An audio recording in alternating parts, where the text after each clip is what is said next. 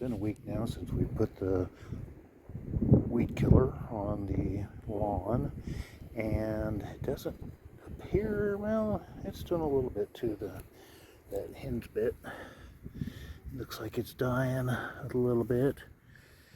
And I noticed that some of the broadleaf weeds are curling up and dying. Looks like it's getting the dandelions, so that's a good thing. But as for the hinge bit, it looks like I'm going to have to try something else.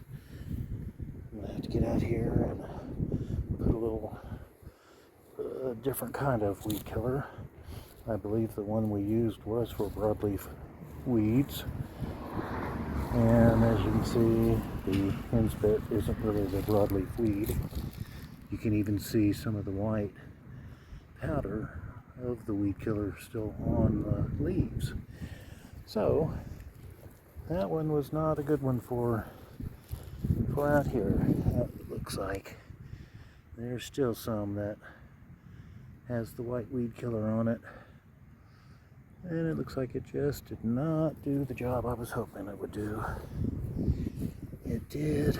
There's another broadleaf weed there that looks like it's dying off.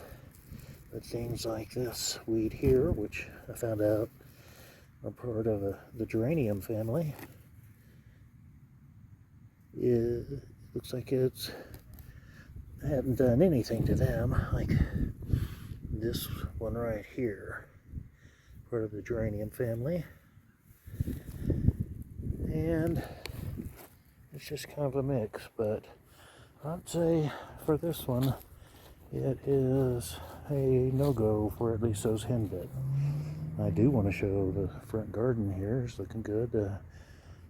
First daffodils, first round of them have died off, but the wisteria bush is starting to put out the buds, and they're starting to open, and those will be open probably in a day or two. And then after that, I'll be out here every week trimming off the vines that are going to start from every one of those blossoms. But so far, everything's looking good. Happy gardening.